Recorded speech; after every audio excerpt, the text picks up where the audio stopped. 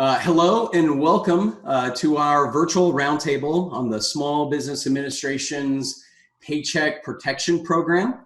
My name is Briggeman. I'm a professor in the Department of Agricultural Economics and also the director of the Are Cooperative Center. And I'm joined here with Brandi Miller, and here in a little bit I'll let Brandi introduce herself. But Brandi and I sat down and talked about an idea of a lot of questions that are coming to us separately. And we thought about putting together a panel of experts to address the PPP, the loan, and to have an open dialogue with cooperative leaders, lenders, farmers. I know there's a lot of questions here, so that's the purpose of this program. A little bit about the Capper Center. We're a public-private partnership between the Kansas Cooperative Council and Kansas State University. We work very closely with agmanager.info, so we felt that this would be a great forum for us all to connect with on this timely topic. At the onset here, I wanted to clearly state to everyone, while we have CPAs, farm accountant experts, and attorneys on the call, if you all are going to be making decisions for your own operation or company, please make sure that you consult your own personal attorney, CPA, tax preparer, because they will be able to provide the best advice to you for your specific operation. We're here to answer just some of these general questions and provide some expertise to you, but please make sure you consult with your own professionals. Just a few housekeeping items. Please make sure that you keep your audio muted as well as your video, but we do want to hear from you as we go through this discussion. We do have a chat room that is open. Here in a little bit, I'll send a welcome to everyone in the chat room. Please feel free to type in your questions there. It'll be a good way for you to communicate, and Brandi and I will be monitoring that. We'll make sure that we get those questions addressed to the appropriate people. If you have not done so, please make sure you print off this question document. It's going to be kind of the flow for our discussion. The questions were prepared from a lot of questions that came in from our pre-registration. So we're going to use that as the flow, the map, and we put together that document so you can print it off and take notes as we go along. It's either in your email or you can download it at agmanager.info. With that, I'll turn it over to Brandi Miller. Thanks so much, Brian. As Brian mentioned, my name is Brandi Miller, and I'm the president and CEO of the Kansas Cooperative Council. And we're really excited that you're going to spend a little bit of time with us. I'll just be brief here. If you're not familiar with the Co-op Council, we are a trade association that works on behalf of all cooperative structured businesses in the state of Kansas. I'm really pleased to be partnering with Brian and Are Cooperative Center as well as Ag Manager on this program today. And we have a great panel of experts that are also going to be participating. I'm going to introduce 4 of them and hand it back to Brian to introduce the last 2, and then we're going to dig right in and start answering some of the questions that you guys submitted to us during your registration. So the first expert that I'm going to introduce is Brent Knoche. He's a CPA with Lindbergh Vogel Pierce Ferris. He's been with Lindbergh Vogel since 2010 and was admitted as a shareholder in 2013. And he practices and specializes in tax from the firm's Hutchinson office. We also have Marty Shaffer, who's a CPA with Campbell Shaffer and Company with us. And he is the co-owner with partner Andy Campbell of the Enid, Oklahoma located accounting firm. The firm works with agriculture and does cooperative audits in Oklahoma, Texas, Kansas, Missouri, and Nebraska. And he has been with the firm for 26 years. But he did want me to make sure to share with you that was before cell phones, but not before computers. So I just wanted to make sure I noted that. We also have Eric Steinle, an attorney with Martindale, Swear, Shaffer, Ridenauer law firm. Eric practices in the areas of cooperative and business law and litigation, providing legal advice and counsel to local and regional Kansas farmers cooperatives. He counsels clients in matters of cooperative governance, employment law practice, policy and litigation, business transactions, including contracts, mergers, consolidations, acquisition and disposition of assets, joint ventures, and other business organizations, including limited liability companies and commercial collections. And finally, we have Marc Kliewer. He's also an attorney with Kinney Berkeley, Yarnovich and Williamson law firm. And so Marc represents agribusiness clients in both Kansas and Colorado, primarily in the grain, ethanol, production, cotton ginning, and crop production input industries. Marc provides legal advice and counsel on areas related to joint ventures, mergers and acquisitions, corporate governance, and ad valorem taxation of complex industrial properties. So now I'm going to pass it back to Brian, and he's going to introduce the other two panelists. So as Brandi mentioned, our four other panel of experts, we have two CPAs who are very familiar with cooperatives. We also have attorneys that are familiar with cooperative and farmer issues. And then also we wanted to make sure we had farmers represented as well, because certainly they are the owners of our farmer cooperatives, but farmers have a lot of questions as well. So I reached out to the Kansas Farm Management Association and the Department of Agricultural Economics to provide some insights into farm management decisions. What are some of the tax implications? How does this PPP program fit in for them? So for the farmer, and we have Kevin Herbel. Kevin is the executive director of KFMA and KMAR 105. And we also have Marc Dikeman as well joining us. He is the associate director for KFMA. We're really appreciative of all of our experts on this panel who spent some time to come and join us. So at this time, I am going to stop sharing my screen so we can put up the different folks on their respective videos. So Rich, just want to double check, make sure we're good before I pass it back to Brandi. Yes, go ahead. Okay. All right. So with that, I'll hand it over here to Brandi Miller to just give some quick background on the SBA PPP program. Yeah, thanks, Brian. So obviously, if you're sitting on this call, you likely are familiar with this program. It went live on April 3rd. It had a bit of a shaky start, but I did want to just cover some basics. The Paycheck Protection Program, or PPP, as we've now been calling it, was established in the CARES Act and is implemented by the Small Business Administration with support from the Treasury. So there's a total of $349 billion authorized dollars for the purpose of helping small business. We keep hearing that those funds might be increasing. There was actually some law passed late last week, but we have not seen the final guidance on how that money is going to be divvied up. So the program provides small businesses, so 500 or fewer employees, with funds to pay for up to 8 weeks of payroll costs, and that includes benefits as well as interest on mortgages, rent, and utilities. So payroll costs for salary and wages are capped at $100,000 on an annualized basis for each employee, and it's important to note that those payroll costs must be carefully calculated for PPP. And we're going to talk a little bit more in depth here because there was a lot of questions around this that came in over the last couple of days. Interest on mortgage obligations incurred before February 15th, 2020, rent under lease agreements enforced before February 15th, 2020, and also utilities for which service began before February 15th, 2020. I also want to note that there was a lot of confusion when this program first was announced, but cooperatives and farmers are indeed eligible for PPP loans. And so I just want to recognize the work done at the national level, specifically on our end from NCFC, our national organization. They worked very closely with USDA and the Small Business Association to make sure that both farmers and cooperatives are eligible for the funds. So with that, Brian. Just a couple of more quick items as background on PPP.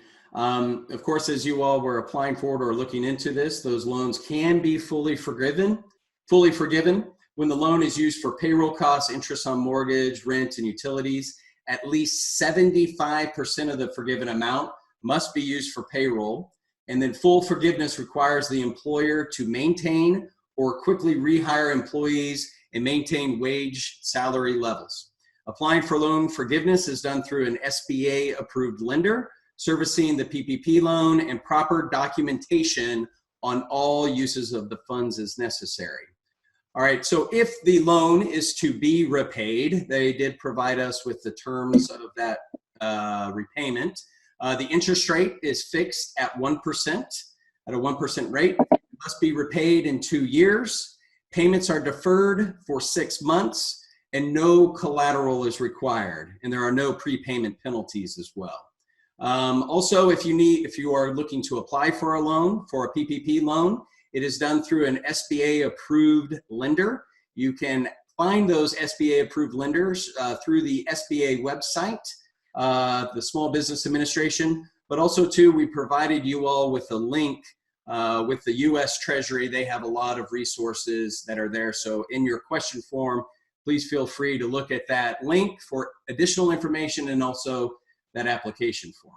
So with that as background, we want to jump right in and start addressing some of the questions that came in to us. So first of all, we want to calculate, how do you calculate the amount of your PPP loan? And then in particular, what expenses qualify? And we split it up into two sections. The first section that we're going to spend some time talking about is payroll costs.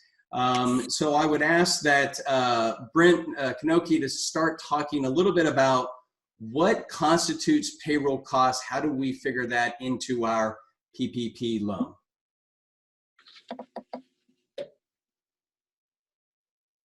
Hi, Brian. Thanks. As Brian mentioned, my name is Brent Knoche. I've assisted many clients in the application process thus far, so I'm probably adept to what constitutes payroll costs for this application. It's really a function first of payroll. It was mentioned earlier that and traditional payroll. It was mentioned earlier that the payroll is capped at $100,000 per employee, and that's really what is not allowed as far as traditional payroll goes. I'll start by basically just reading a list of the items that may be considered payroll. Many of you may not have these items, but I found that this pretty much covers everything as far as both traditional and payments to independent contractors, which are also eligible for this loan.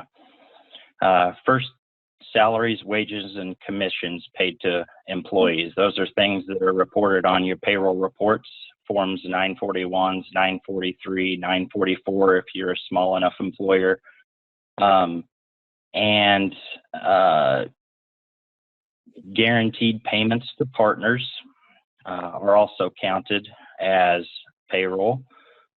Net self-employment income to owners of that may not traditionally be reported on a payroll return. And I mentioned earlier, salaries, wages, and commissions to independent contractors. Also cash tips, vacation pay, parental pay, family pay, all sick leave and medical leave are also considered payroll for this application. Separation or severance pay. There are also many benefits that are included, including health care and the premium costs for medical and dental insurance, workers' compensation insurance, retirement plan benefits, and state and local unemployment tax is also included in the calculation. And when you add up all of those things that constitute your payroll costs as defined, it's really a function of an average of 2.5 months of those costs. There's many of you that may not have but a few of those transactions, but what we traditionally think of as payroll is included in the calculation, and it becomes part of the calculation for the average, and 2.5 months is where that's capped.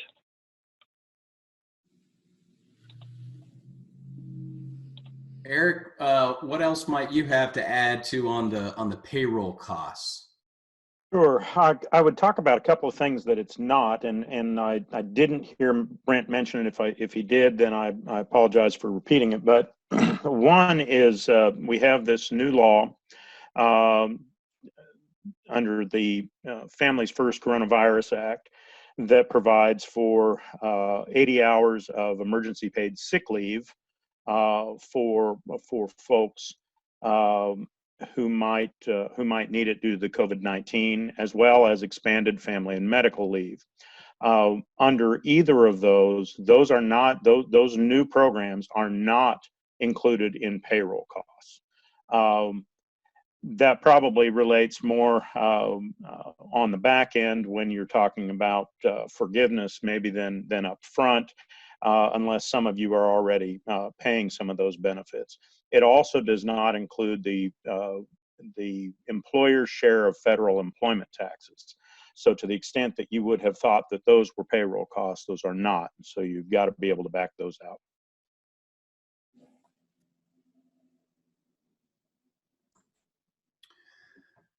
So I would agree with that, Eric. One of the things that I might mention is those payroll costs associated with those with the extended family medical leave and the emergency sick pay are costs that you won't be able to count towards the forgiveness of a loan, but didn't exist prior to the application. So your sick leave, family medical leave, those payroll expenses that you incurred in the past 12 months would be considered payroll for the calculation of the maximum loan that was able to be received. Right. So what about on, get into a little bit on the particular type of entities for specifically cooperatives, Brent? What are cooperatives as they think about these payroll costs? Anything come out to you on that as you think about those calculations? Not in particular. Cooperatives are, in the most sense, traditional employers. So everything that would show up on a 941 quarterly payroll report that they filed, including those things like pay to for their health insurance benefits, those employees' health insurance benefits, as well as individual independent contractors that they might have.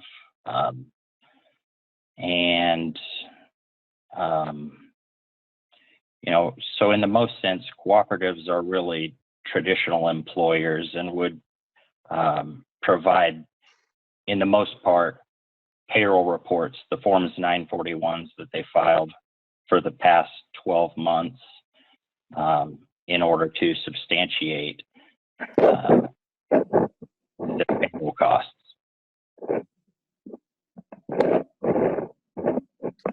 Great, thanks, Brent. Eric, did you have anything else to add, possibly on cooperatives or with thinking about LLCs or partnerships with regards to the specific type of entity? Sure. One of the things, and I think Brent mentioned it, and of course, Brent, jump in if I state this incorrectly, but for LLCs and partnerships, which I sort of, since most LLCs are taxed as a partnership, I think of them sort of the same way for these purposes. Remember, and a lot of you, let's first of all take and assume the LLC or the partnership has a number of employees in addition to the owners working for the business. In those circumstances, the calculation for the other employees is going to be pretty similar to what Brent's already said. It's where you get down to how do you calculate what the owner contributes in terms of effort on behalf of the business, and how do you account for a quote payroll of an owner. Some of those entities may pay guaranteed payments. So if, like a salary, if you are normally paying yourself a certain guaranteed payment for working in the LLC or partnership business, those would be included in payroll costs up to $100,000 a year. So, and it would be the proportionate amount of that, whether that monthly, 2.5 months of up to $100,000 a year. If you're paying yourself more than $100,000 a year, you're going to have to reduce that proportionately for the payroll costs. Same, but above the guaranteed payments, what do you do about those funds that are paid to you in excess of the guaranteed payments? And I think to the extent, and I'm interested in Brent and Marty's view on this, or any of the panel, to the extent you are paying yourself a certain amount that would be considered self-employment, net self-employment income, maybe on a K-1, I think that's includable as well. Any thoughts from the panel? I would agree. And to substantiate that, what I've experienced in the past few weeks is I get a lot of requests from lenders and the borrowers. Can you send me my Schedule C? Can you send me my Schedule F? Or can you send me a copy of the K-1 that reports that self-employment income, which would substantiate the like payroll that the owner would receive during the year. I think that would also be eligible to be used in the calculation for the maximum loan value. The problem, and I think we'll get to this later, is what do we use for substantiation after the 8-week period is up to show that 75% of that amount was for, quote, payroll. And I think we'll get into some of those questions later. Yeah, you're exactly right, Brent. When we get into, you've got the money, now what do you do? I know we had a number of questions come in on that. Maybe kind of keep us moving forward, because I know some questions are coming in on the chat as well. A number of questions we received was on the farmer end in thinking about that self-employment. So Kevin Herbel and Marc Dikeman are on the call to provide some discussion on it. Well, how do we do these payroll costs for the farmers and ranchers, the producers, and in particular on those self-employed? So Marc, it looks like your video is on. I'll let you go from there on those calculations. Make sure you unmute. All right. Well, I'll let Kevin jump in as he wants here. Certainly for a farmer, that traditional payroll is obviously, that we've already discussed, is obviously going to be included. I wanted to, I guess, clarify maybe something that was said earlier. We need to be careful about including independent contractors as part of our payroll cost, I think, is that the guidance that we've seen so far specifically says that that's not part of payroll. So I want to make sure that now payments received by an independent contractor leading to a Schedule F, Schedule C, whatever, I think that's part of what can be included. Checks you write to someone else, a 1099 sent to someone else, I'm not sure would be included as part of that payroll cost, just to clarify that. Hey, Kevin, this Eric Steinle, you're right about that. I just wanted to mention. Thanks, Eric.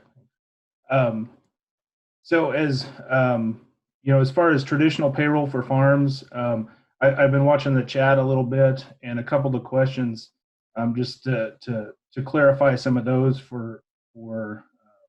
and sorry if I'm getting out of order a little bit, Brian, but I think commodity wages, that's a question I've seen a couple times in chat. That is included in compensation, should be included. Shows up in box 1 of the 1099 or the W-2, so it is part of payroll costs. From a self-employed standpoint, I don't disagree with what's been said. Net earnings from self-employment, Schedule C, Schedule F. It sure appears that's should be included in payroll costs. The problem there is we don't have clear guidance for those the self-employed individuals. What as was mentioned, what happens down the road, what happens during that 8-week period, we just don't. There's not a lot of guidance there. So I guess a little caution in this for someone who is applying as a self-employed individual and has no traditional payroll. I'm not sure I want to jump in and file my application right away. I want to make sure I know what the repayment period rules are if we see that. Kevin, you want to add anything to that? Well, would certainly just reiterate what you've indicated, that at this point there is not any guidance relative to how that would be handled later and what would be given for substantiation. And so just to exercise a lot of care as you give consideration to how things are going to be interpreted and what is going to be the substantiation, what form is going to be followed. It would seem fairly clear that self-employed income off the Schedule F is a part of things, but the reference to what really is counted as income and are there abilities to include other forms of income as a part of that as well is not clear, and how all of that would be substantiated later. So be very very careful in looking at how you step through considering that application. So Kevin and Mark, I know there were some questions come in on the Schedule F, Schedule C, and I know we don't have a lot of guidance on that, but questions are being asked, well, do you just take that net profit number, divide by 12 from John Ott? How do you handle depreciation in that calculation?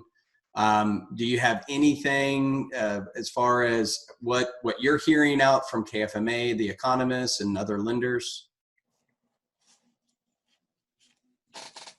I think that's an area where we just don't know. It seems from the guidance that the net Schedule F, net Schedule C would be what you include as part of any other payroll cost. Divide that by 12, multiply by 2.5 to get to that loan amount. Beyond that, I think anybody's guess is as good as mine. Unfortunately, we're in a situation when this has been rolled out quickly that we just don't have all the information.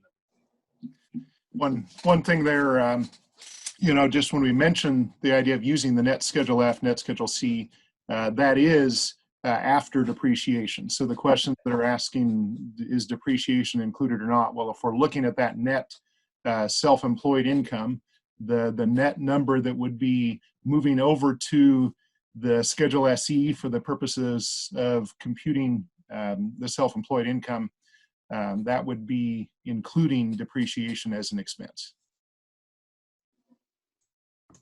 Okay. Anything else from any of the other panelists on this topic, this question specifically? Yeah, this is Eric Steinle. I was going to say, and I know Marc, Kliewer, and I've talked about this. Keep in mind, and I think it goes back to this central question about whether you qualify in the first place. If you're self-employed and you don't anticipate that you're going to be your income is going to be adversely affected by COVID-19, you shouldn't be applying in the first place. So, I mean, keep in mind what this is designed to do is to replace lost wages, basically. So you've got to be able to certify in the very beginning that there's a need as a result of basically COVID-19, and I think that's caught up in this question of, well, how do we figure out what our income is or isn't going to be? I would certainly agree with Eric on that.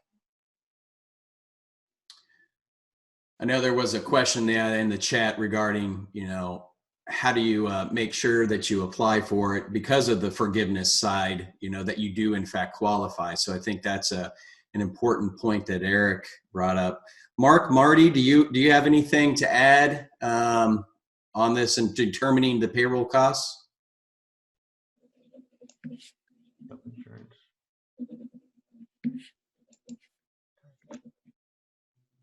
This is Marty. I don't think so. The thing that's pretty key here is that there's not a lot of guidance out there. And we're seeing that being pretty evident as we go through all the different banks that are trying to submit these applications, that everybody's different, and there are a lot of different opinions on what constitutes what, and we're just relying on local banks to do a lot of that stuff. So yeah, I think Marc and Kevin kind of brought it out that there's not a lot of guidance, and we just don't know a lot of this stuff yet. So whatever you can get away with is what works.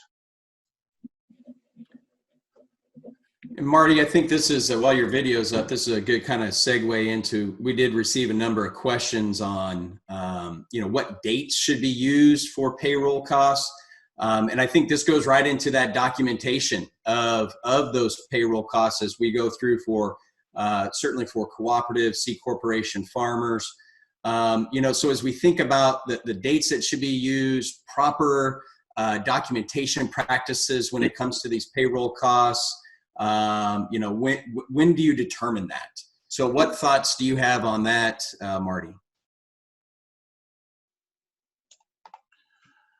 Well, again, I think the big thing here is that the banks are driving a lot of what's going on. So you need to have a lot of communication with your local bank who is administering this.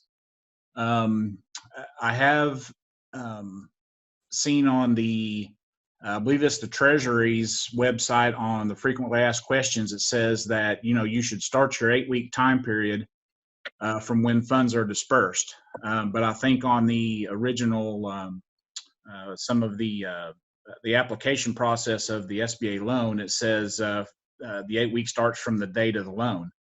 There's also that the bank has to fund things within 10 days. So again, I think communication with your bank is going to be key on that.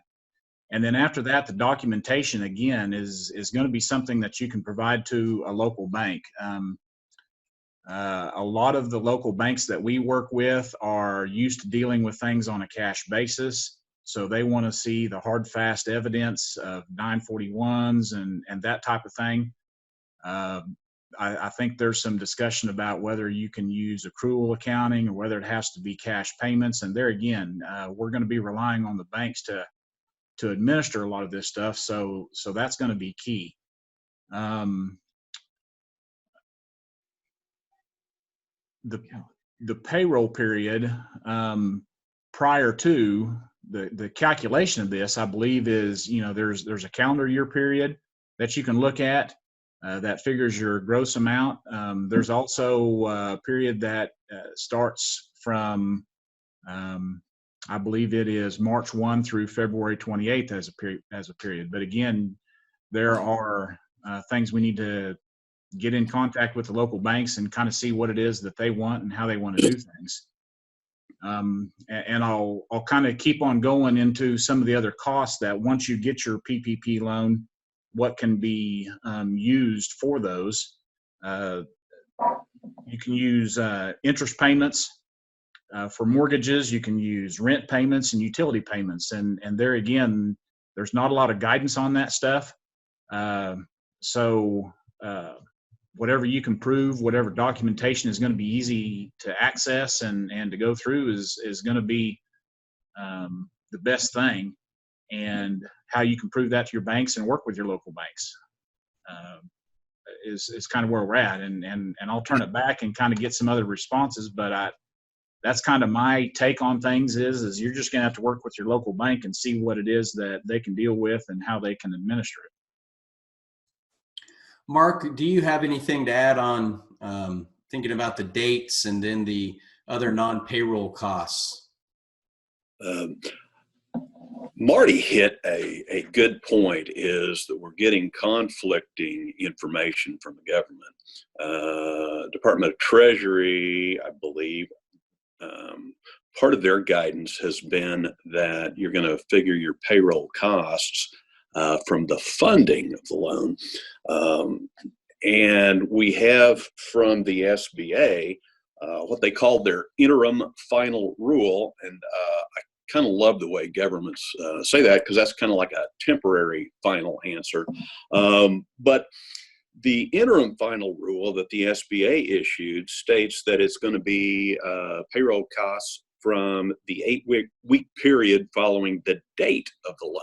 And given that there's some kind of variance between the date of the loan and the funding, I think that's going to be key. And that ties right back into what Marty said about working with your banker.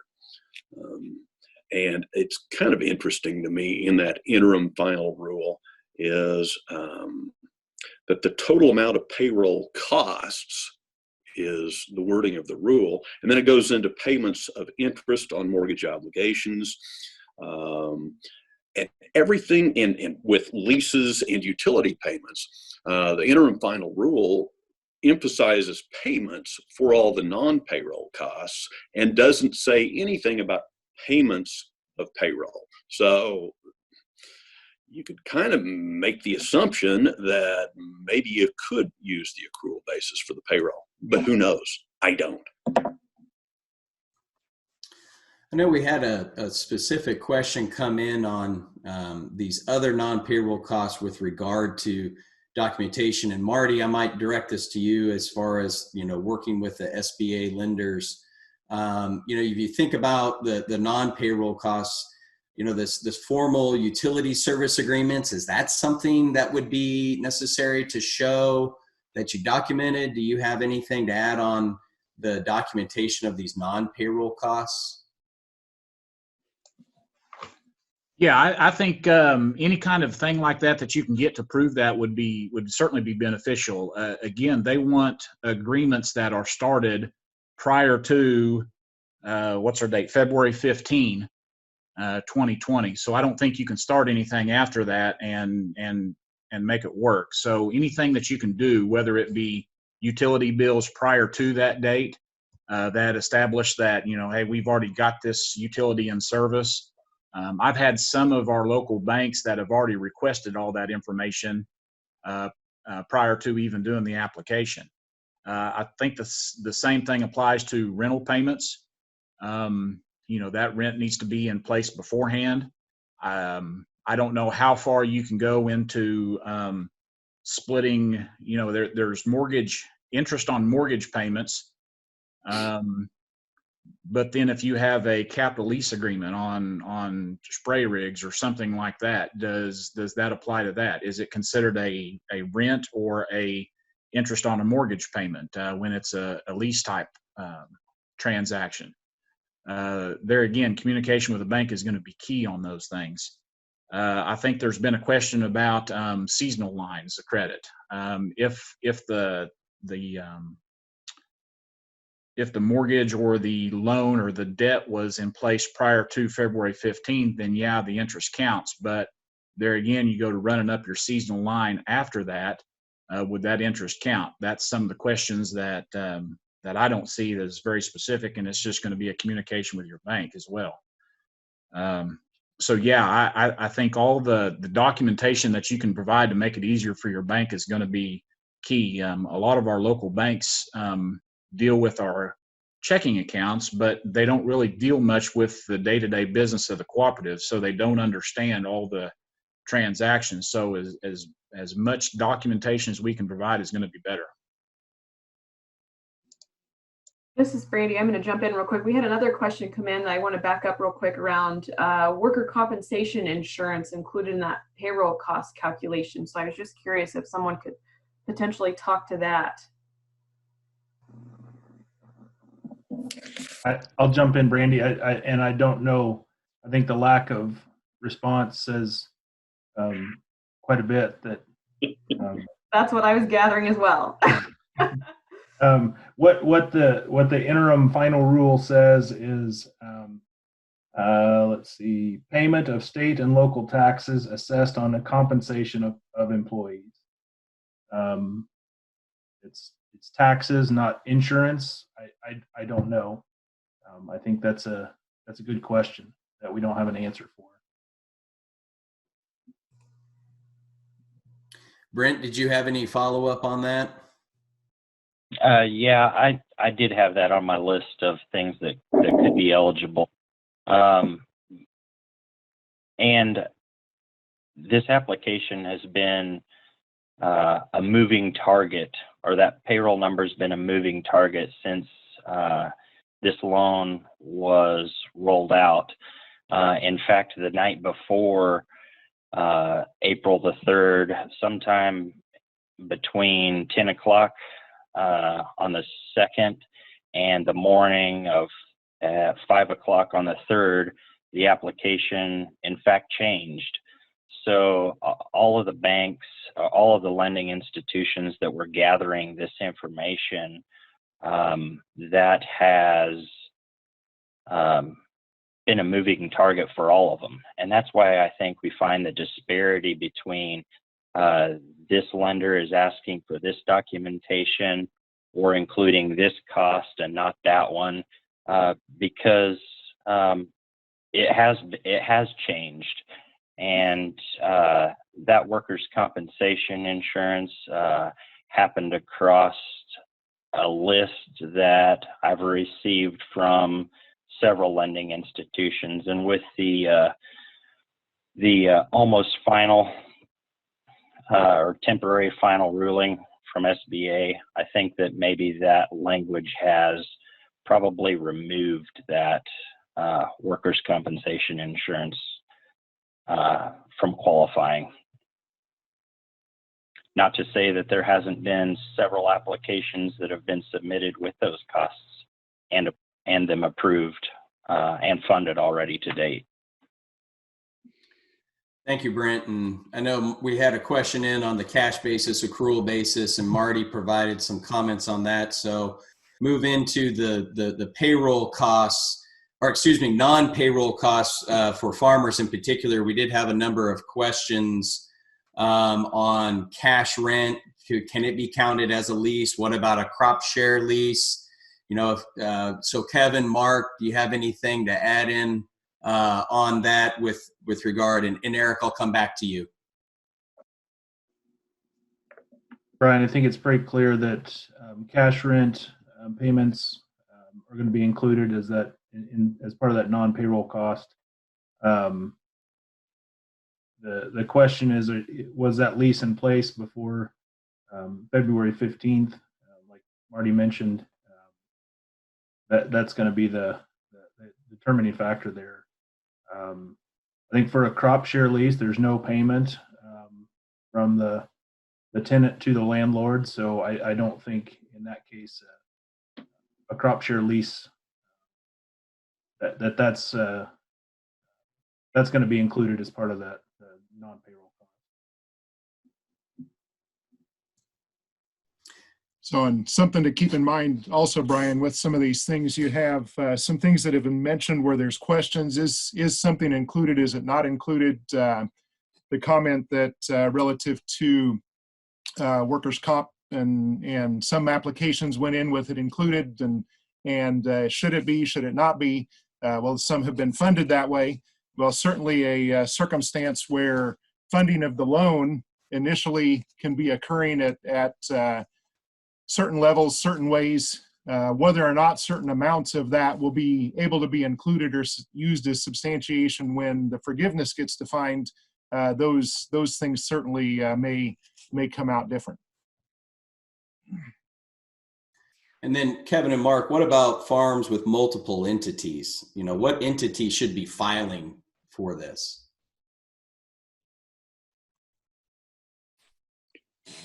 Now, certainly when you have multiple entities and the consideration of the focus of this toward payroll, certainly I don't know that there's anything that necessarily excludes the multiple entities from each being able to file for a loan.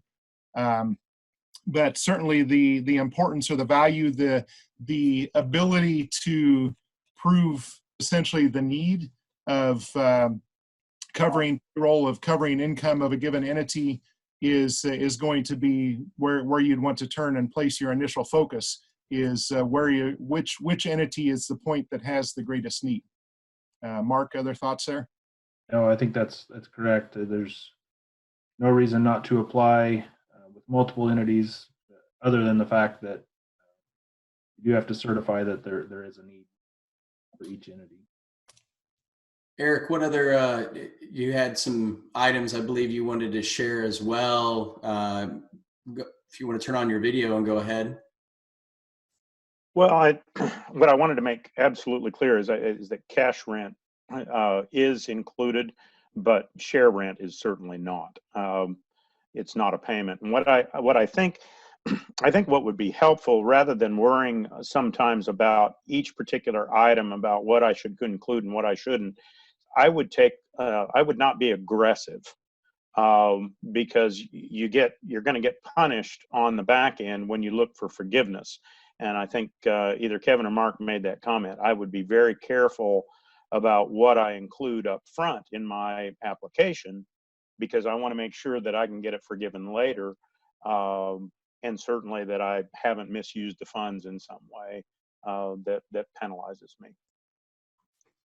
Excellent. And that's, I think, a great segue for Brandi here to take us into the part 3, moving through our document.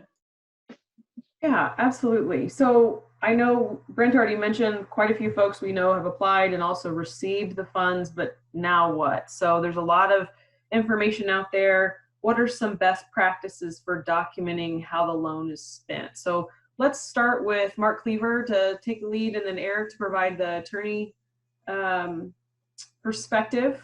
Marc, what do you think? My view is that a separate account with the lender is absolutely vital. It is not required in any of the guidances we've seen, but a number of banks that my clients work with are requiring that anyway. And Eric and I had visited about this also, is that you've definitely got to have that separate account from which you make your expenditures.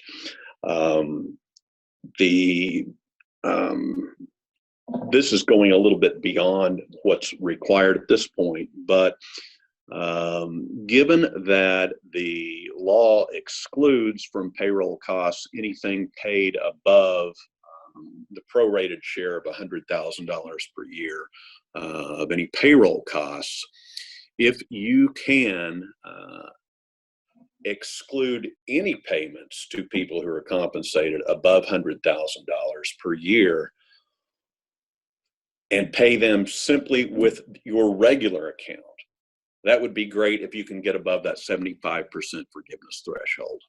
And yep.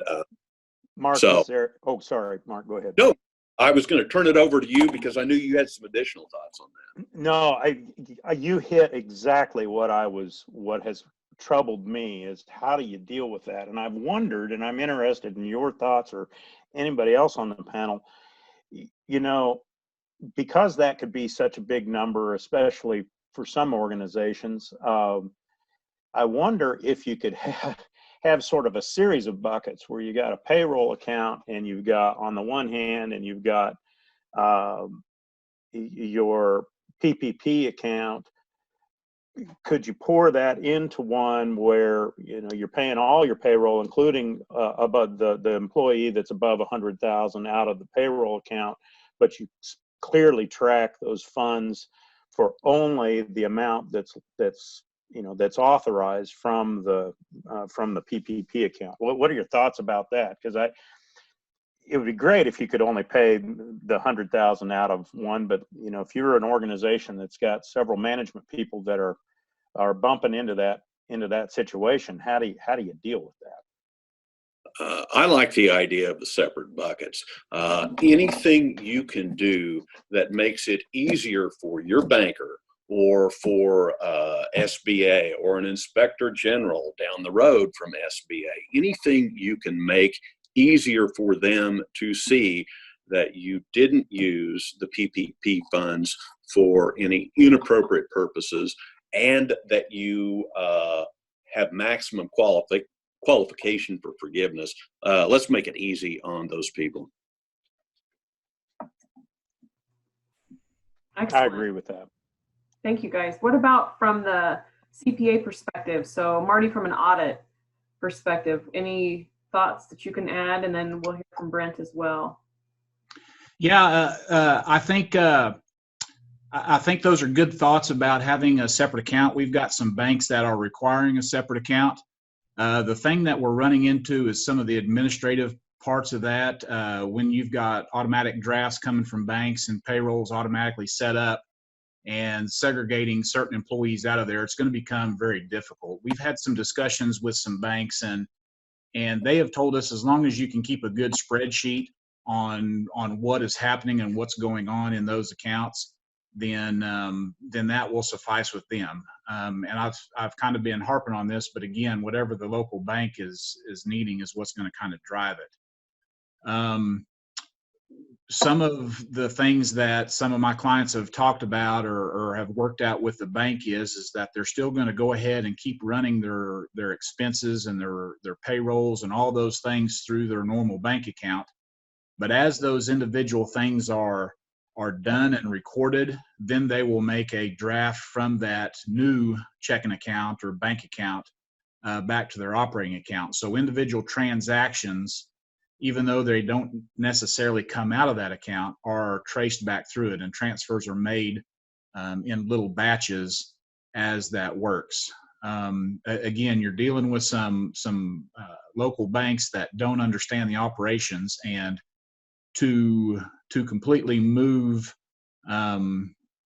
your direct deposits from one bank to another for just an 8-week period is a lot of administrative hassle, and there could be some fees associated with that. So again, that's can be problematic or can be kind of difficult to do. I think during this time period, you for sure need to be keeping track with some sort of spreadsheet of all the things that could possibly be there. Kind of like Eric said, you want to make sure you have plenty so you can get it forgiven. So having too much is going to be good, but keep track of it, keep copies of everything, and just work with a bank. I think it's brought up earlier that a lot of the guidance going forward for the forgiveness part is still unknown. So be over prepared. Brent, do you want to add anything? Marty, I think you've hit the nail right on the head. It's the administrative piece that becomes difficult with the completely separate banking account. We do have some local banks here that are requiring that, but I think what everybody needs to focus on is the documentation. Make sure that you keep those invoices that support that expense that is a qualified expense separate. And I think that's where a separate bank account's not required. It's something that I've surely recommended in almost every instance for every client that's receiving these loan proceeds. But you're right, switching the direct deposit payroll isn't economical for an 8-week period, and the hassle that goes along with that.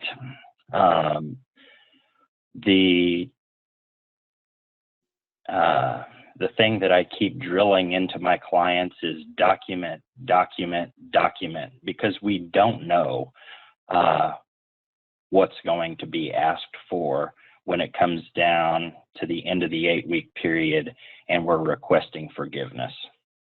So the more information that we have, the easier it will be to supply your bank with what they're going to request at that time. There was a question come in on the chat that said, wouldn't payroll reports from bookkeeping software like QuickBooks, where you can customize the 8-week time frame, work?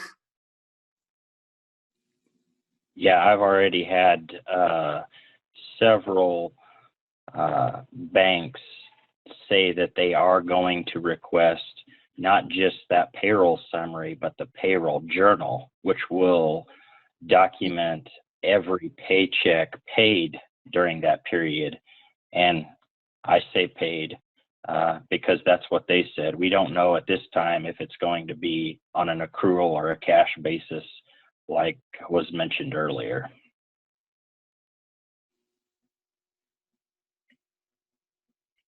Yeah, but every capable software or every payroll software, to my knowledge, is capable of producing a detailed report that would show expenses that would probably suffice. What I'm recommending to my clients, instead of making that switch from direct deposit from their normal payroll account to the new the new PPP bank account, is just treat the payroll summary or the payroll journal as an invoice. Put that in your documentation and then reimburse your operating account with those funds from the PPP loan.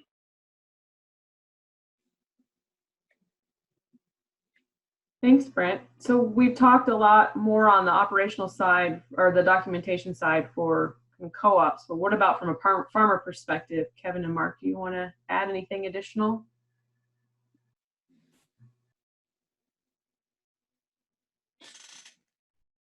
I think I just agree with what's been said. A separate account would be ideal, but the administrative part of that's going to be difficult for many, especially for smaller farms. Just make sure you document everything very well. Your accounting software should be detailed during this time period.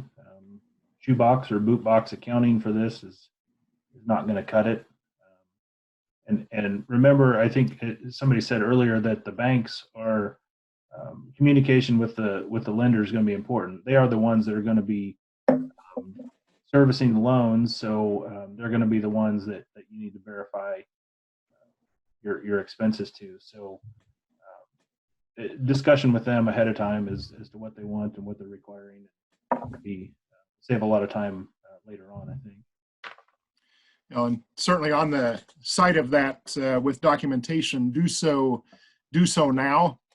Don't think, well, I'll wait and in 3 months we can come back and get that out of our records. No, go ahead and do the documentation, maintain what you need relative to this process now. And the idea of keeping the funds in a separate account and then reimbursing the account where the actual expenses are coming from, certainly some validity to that, and make those transfers of the exact dollar amount, kind of like it was mentioned, make an invoice from one place to the other to save as your documentation. But I don't think documentation, we've said it a number of times over, but we can't overstress the importance of that.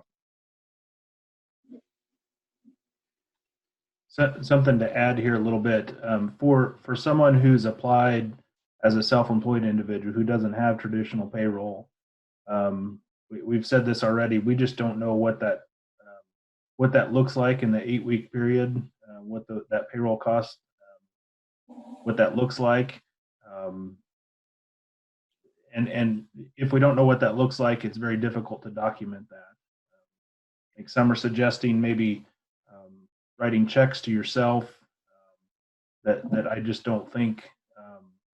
I don't think that's going to be the type of documentation that's necessarily going to make forgiveness work. So I'll stress again, we don't know what that 8-week period looks like for a self-employed individual, and we don't know what documentation is required. And I would highly encourage you to wait to apply until we know a few more answers connected to that.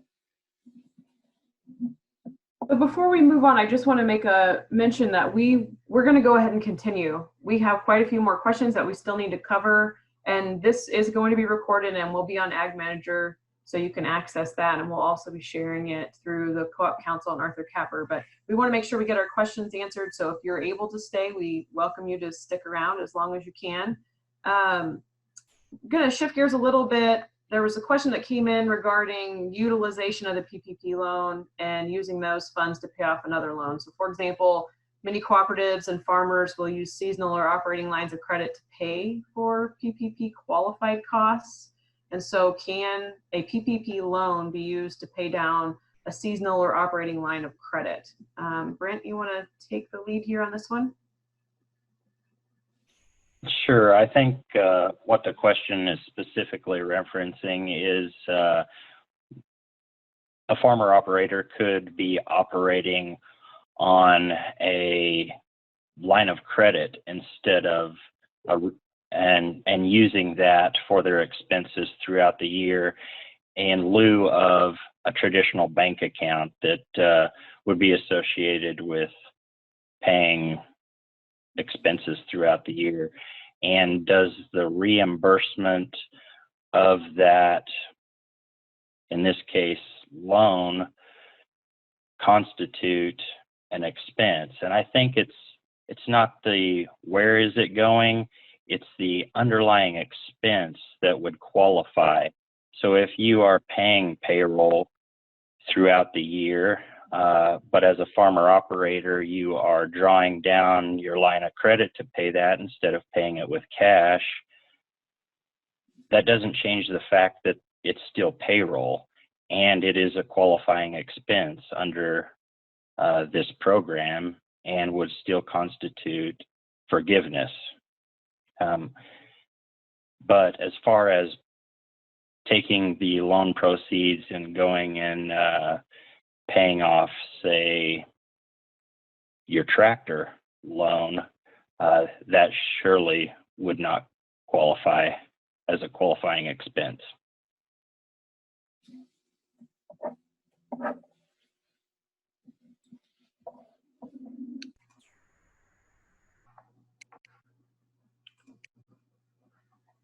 Mark Dikeman, do you have anything you want to add?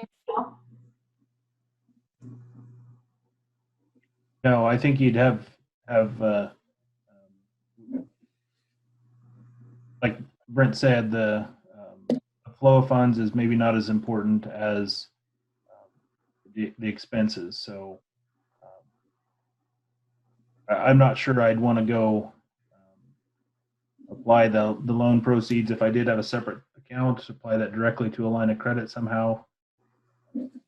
But again, the flow is probably not as important as what expenses were covered during that period. Brandi, may I jump in just a second? Yes, please. Just following up on what you're saying is the proceeds in the interim final rule, the payments are restricted to interest payments, mortgage interest payments, but you can't do prepayments, and it specifically excludes principal payments. It also specifies only interest payments for any debt obligations incurred before 2/15 of 20. And this is restriction from the Act. And in the interim final rule, the administrator even admits, hey, the Act itself permits funds to be used for any number of things, but SBA is taking the position that the debt payments can only relate to interest, which then ties back to your actual expense versus reduction of a liability. Hey, Brandi, this is Eric. I also agree with what Mark was saying. The issue for me is since the period starts at disbursement, why would you be paying any payroll out of a seasonal line of credit? I mean, the purpose of having this loan is to pay those payroll expenses. So, I mean, somehow I think you've got, whether that be separate accounts, multiple separate accounts, whatever, I would avoid I would not want those funds to be traced from the PPP account to pay off any sort of principal of a loan. I'd want to trace those two directly to payroll if I can. And I think on a related note here, we did have a question on the chat. What it says is, can a third-party payer apply if they are only reimbursing wages and paying entity isn't applying? Do the reimbursed wages qualify for the loan and then loan forgiveness? So if one of our panelists wanted to jump in.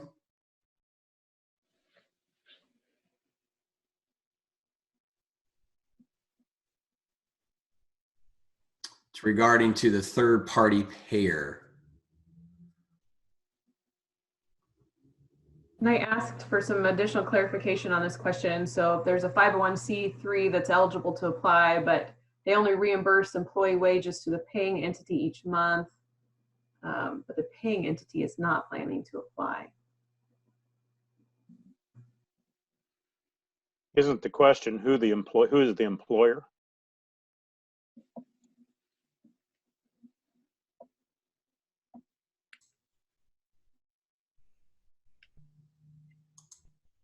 Certainly here, one of the frequently asked questions does on what's listed on both the SBA and the U.S. Treasury sites addresses the idea of third-party payroll handlers and would essentially indicate that payments made by them would qualify, but it's for the business entity that is the employer. And that's, as Eric said, it's who is the employer. That's the one who would be the eligible applying, and the one who would be eligible for this program is the employing entity. Yeah, I think that goes back to the certification on the loan app itself.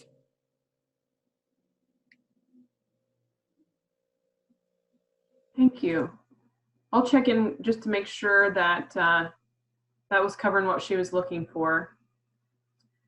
So let's talk a little bit about loan forgiveness and how that works. And I know we still are waiting for some guidance. Does the PPP borrower have to provide anything for the loan to be forgiven, which we've talked a little bit about documentation. What about time frame for applying?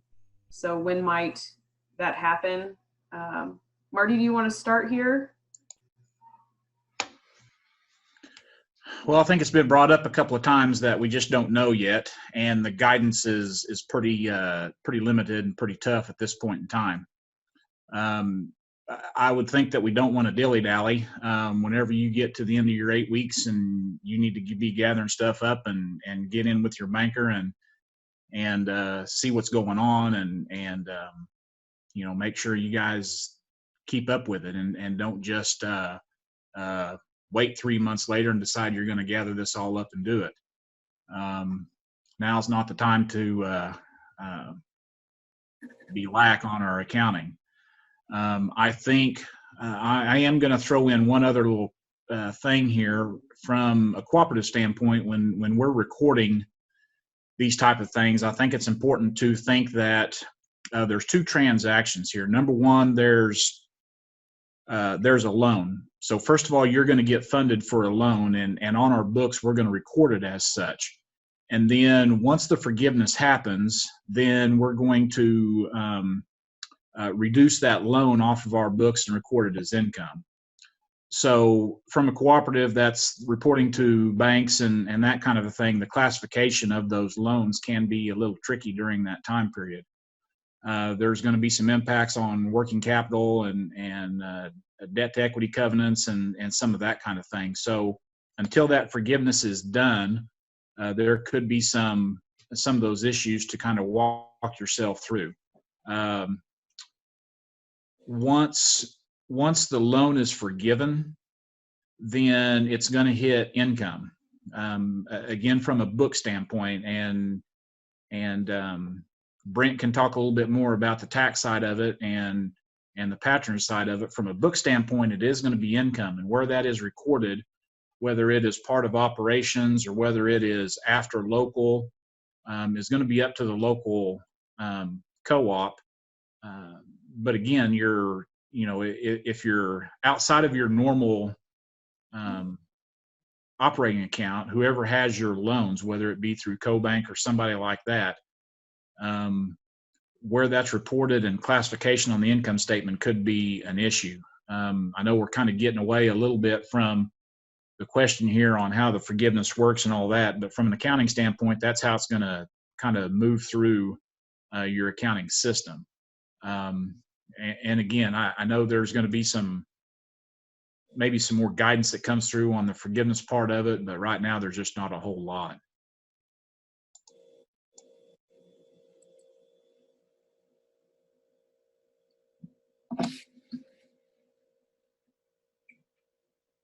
There was a question that came in on the chat regarding the loan forgiveness, in particular with if it could be taxed. Let me find it real quick. Okay. If the loan is forgiven, is the loan amount taxable? No. I'm sorry, Mark, was that you or? Yeah, it was me kind of mumbling. I would rather defer to the tax accountants here, but there's a specific portion in the act itself that says that that will not be counted as taxable income. Now, Marty pointed out maybe the gap treatment, but the act does exclude that from taxable income. Marc's right about that. That is correct. I believe this is the first time in tax code history, if I'm not mistaken, that this is that the forgiveness of a loan is by default not taxable.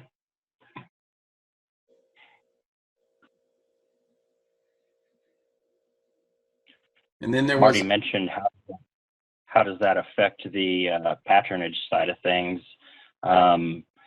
I think that depends on whether you pay your patronage on the book or the tax method. And I know we're going to need some more guidance and give this some more thought, but my initial knee-jerk reaction is that if you pay patronage on a tax basis, that item is not taxable, and therefore patronage won't be paid on it.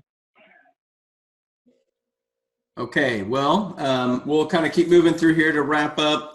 Just quickly, there was a question on the PPP loan is not forgiven. What are the terms of repayment? We went over that at the very beginning. So I would reference everybody to go take a look at that. There was a question in on the chat of thinking about cooperatives and the 20% ownership, for applying for the loan. How do they go about answering that? Well, we've had a number of cooperatives who have answered that 20% ownership question because we do know those funds have been distributed to some co-ops. But I guess just quickly for the group, 2 questions. What do co-ops do as far as answering that question?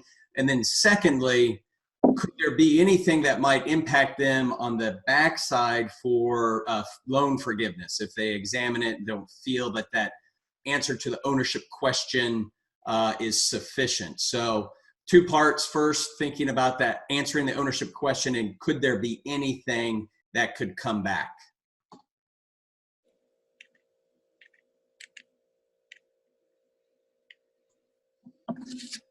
Marc, I'll have you start. I see you're on. So just as far as answering that ownership question.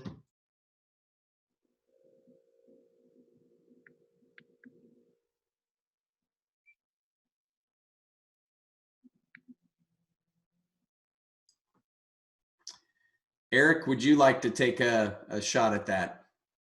Sure. Actually, this question, this 20% ownership issue, I think really comes from the application and not from the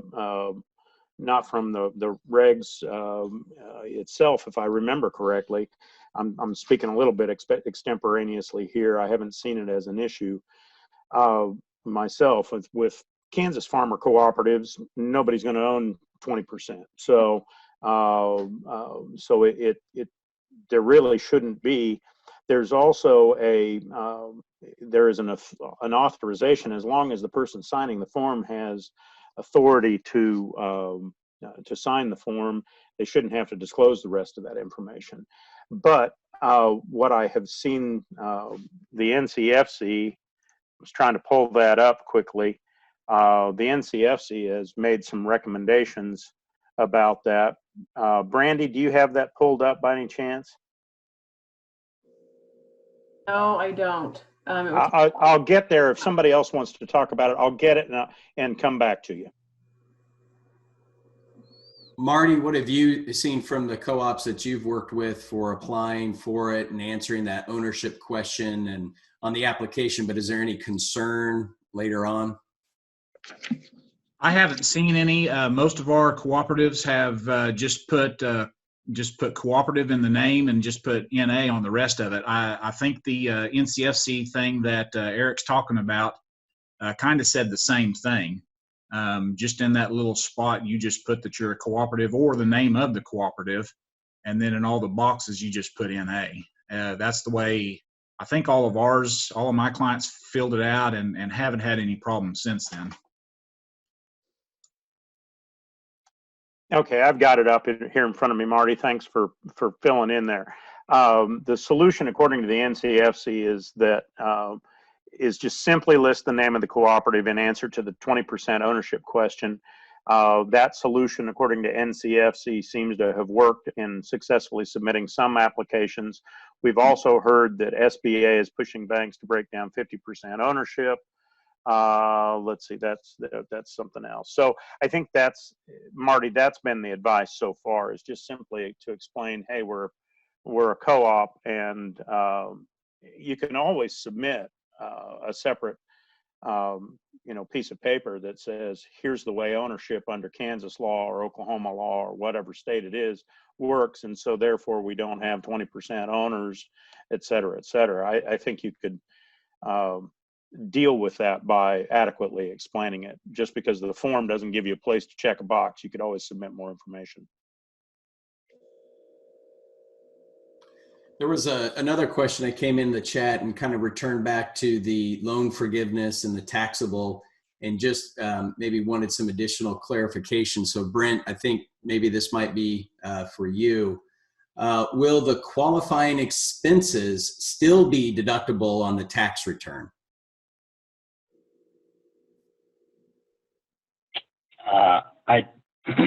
I don't believe so. I think that the forgiveness of the loan is going to be considered a reimbursement of those expenses and would take the deductibility away.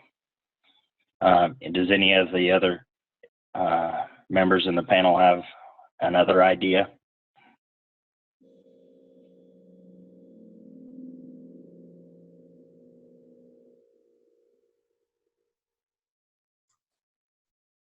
Kevin, Marc, what about from the farm side? Have you given that some thought about anything for them?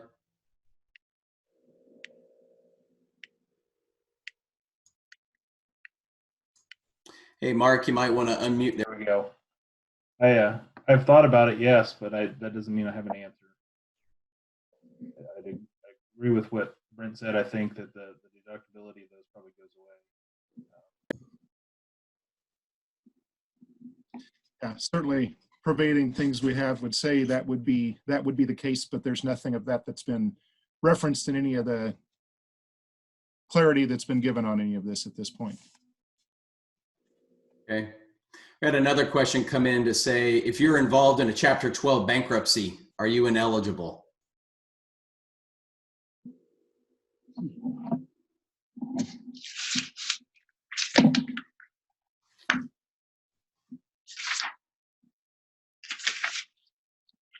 Eric, Marc, do you have thoughts, comments on that, on the Chapter 12 bankruptcy?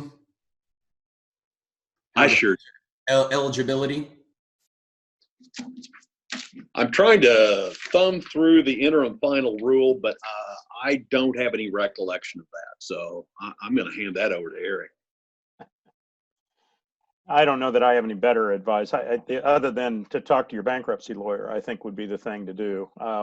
I mean, if you've already got a plan, I suppose it depends on whether you're pre-plan or post-plan, and whether you got to get permission from the government to apply for the loan, or from the bankruptcy court to apply for the loan. I can see a number of issues there. I just simply haven't thought through them. Certainly everything here is very, very fluid. Another question on the forgiveness. If your funded loan runs out before your 8 weeks are up, can you apply for forgiveness then? And you would still have to supply 8 weeks of info. So if you run out of those loan funds for 8 weeks, can you apply for forgiveness at that time?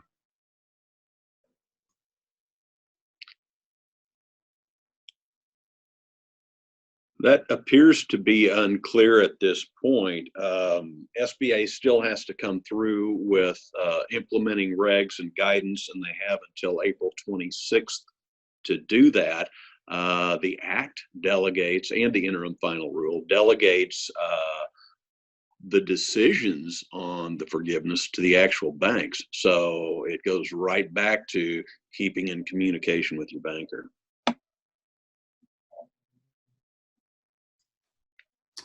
And then one final question from the chat, and then we'll kind of do a quick wrap up here. Again, about tracking funds. So if the PPP funds go into your payroll account and stayed there, would you have to back out the employer share of FICA, et cetera, that is paid out of that account? I think that just goes back to some of the documentation discussion. Would one of you all like to comment on that?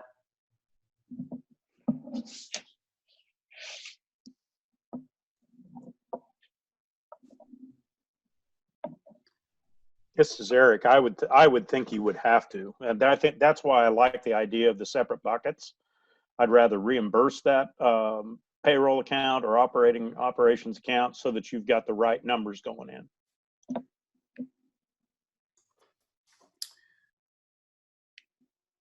had a feeling that was the kind of the comment. So we'll just real quick here kind of go around just kind of some final thoughts. Kevin and Marc, what final thoughts might you have, advice for farmers, ranchers out there thinking about this program?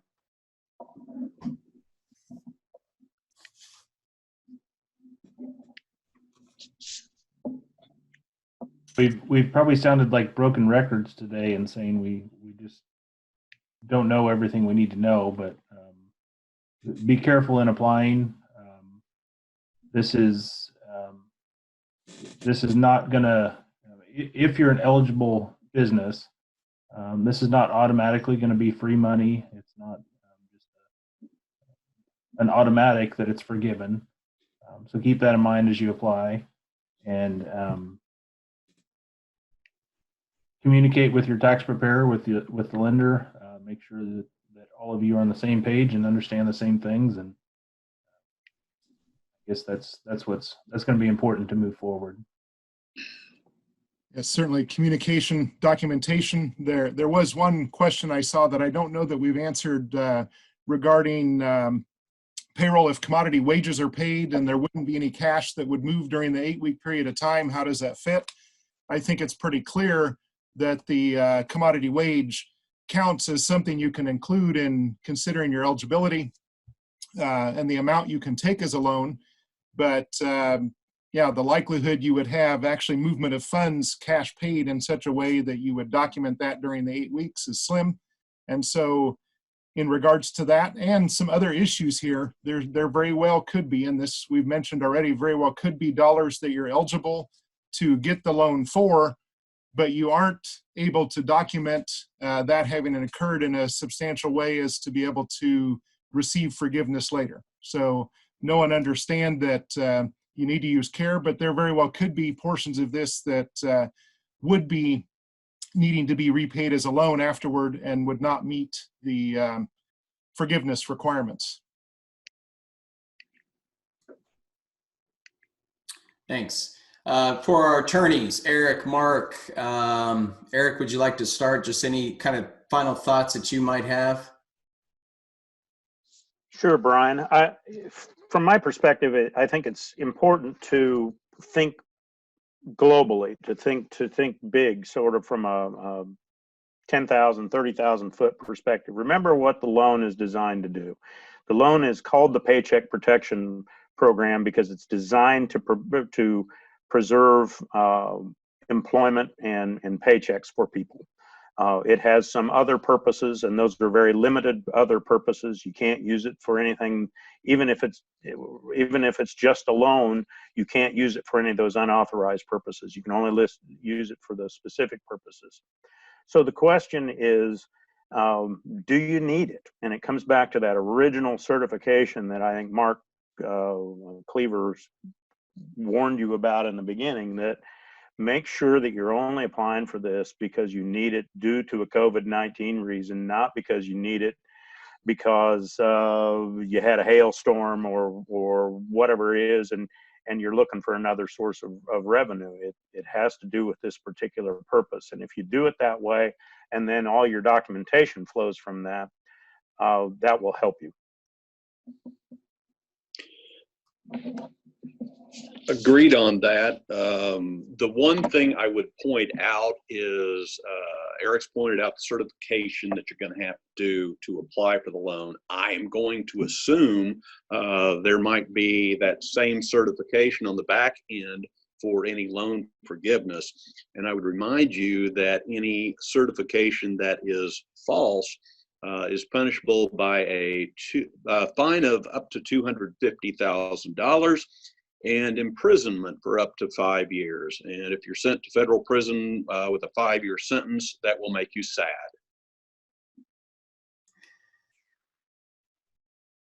Thanks, Mark. So our CPAs, Marty, Brent, might you have anything? Brent, start with you. If you have a comment. Yeah, I'd just reiterate what we've said throughout, and that is document. I sound like a typical accountant there, but that's what you're going to need in order to have a chance of getting this loan forgiven. I always mention to my clients, first and foremost, that and remind them that first, this is a loan. If you qualify, you may be eligible for forgiveness. So expect to pay this back and plan for that.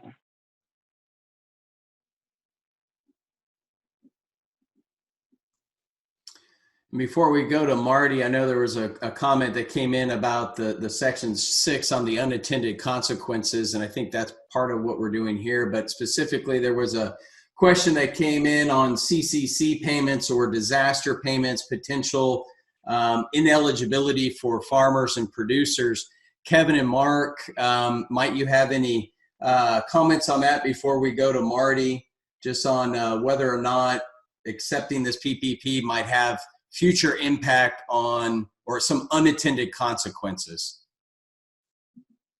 Yeah, relative to the use of the other funds that are allocated in the CARES Act, typically when we find that somebody's excluded by taking one path, you're excluded from another, is usually when the focus or the direction of those funds, what they're intended to help, is the same.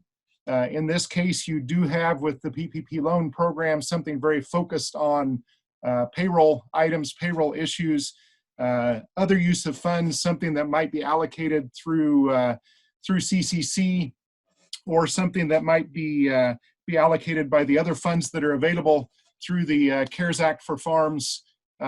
Certainly will have a different focus than payroll in all likelihood. Now, we don't know what that is yet. But as that information comes out, the likelihood that it would exclude you from another is not likely.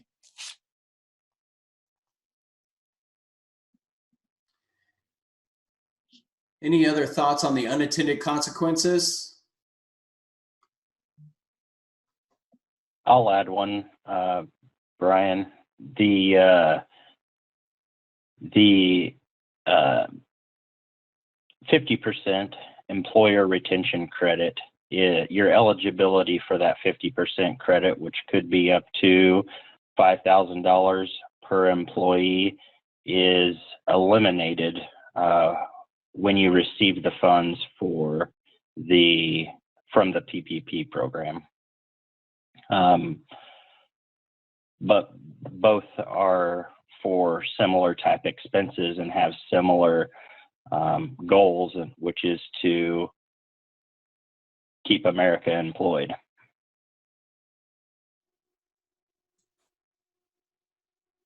Thank you, Brent. Marty, any final thoughts that you would add here as we think about this PPP?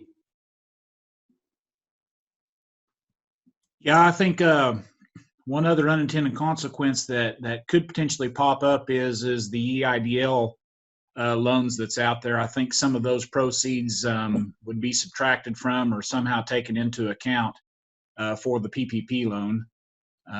So we need to be a little bit careful of some of those things. But from a cooperative standpoint and from an auditor standpoint, I guess, there's going to be some book tax differences in what's going on here. From an accounting standpoint, we're going to record the loan and classify it as either current or long-term, depending on how the forgiveness works. And then once the forgiveness works, that's probably going to be recorded as income rather than a reduction of expenses. So that way you have some comparability of your expenses and can show true operations. And Brent talked about the netting of the tax for the expense. And again, we're going to be driving some book tax differences from reporting from tax standpoint versus reporting from audit standpoint. So keep all those things in mind. And I guess as the last thing I'd have to say is work with your local bank. Again, they're the ones that's administering this, and a lot of times they are not very familiar with the cooperative's size and scope of how we operate, and we're just going to have to work with them to get them what they need to be able to administer this the best they can. And Marty, you did bring up the EIDL, I believe, Economic Injury Disaster Loan. Another question came in. I thought you could only apply for the PPP or EIDL, not both. I think you can apply for both, and I'm going to defer this to the rest of the crowd to make sure, but I think you can apply for both of them, but they do affect each other, and I'm going to leave it at that. I know there's a lot of questions about the EIDL and maybe even less guidance provided on it, but Eric, Marc, what have you thought about on EIDL? I haven't. Nor I. I agree with Marty. At least the guidance tells us everything we've seen so far is you can apply for both PPP and EIDL. The problem is there may be some requirement of refinancing that gets in the weeds here. We don't want to get into, but if you're thinking about both, you need to talk to your lawyer, your accountant, and look specifically at your situation and how that would work. I just want to add to that the EIDL loans would only be available for a cooperative and not for an ag producer. I think that's they are specifically excluded from being able to use those loans. Only under the current guidance. Actually, under the statute, I think they're wrong, but the NCFC is working on that. As I understand, they have certainly sent correspondence to USDA to try to and SBA to try to get them to change that perspective. But as it sounds like right now, EIDL, even if you get approved, the funds are slow and small, and I hear rumors that it's out of money already anyway. So I don't know what that does to the rest of those. So if I hear correctly, farmers are not eligible for the EIDL. So that might be where the both comment is coming in from. But cooperatives, and I hear caution is needed. One final question here is, are low commodity prices because of the coronavirus a good reason for a loan? And maybe even for livestock producers, because certainly that has had an effect. I know there's a lot of information on Ag Manager with what has happened in the livestock complex. Would that be a sufficient reason, Kevin, Marc, for applying for PPP? I'll let Kevin start with that. No, I think within that need to look at certainly some of the other dollars that are allocated, the ones that are directly for farms, the ones that are to CCC. There likely will be some direction given. There will be some information coming out as to how those funds are going to be handled relative to helping deal with the situation of low commodity prices because of this current situation. And those funds were for that direction. Certainly here, as has been mentioned a number of times, the focus of this program is maintaining payroll and things of that direction. So, Marc, anything you'd add with that? Not necessarily. I think it's. I don't think low commodity prices by themselves would justify, that by itself doesn't necessarily mean you've been, that you can certify that operations would not continue without the loan, or that, however that certification is phrased. Low commodity prices by themselves, I don't know that would meet that requirement. But for a grain only farmer, for a livestock producer, at this point, there's certainly potential that would fit for them. Okay. Well, thank you all very much for attending this virtual roundtable webinar. We had a lot of questions, covered a lot of ground. We will be posting this recorded webinar on agmanager.info, and we'll share it also through the Kansas Cooperative Council. I'd like to thank all of the panelists. Thank you so much for your time and expertise. And with that, take care and be safe.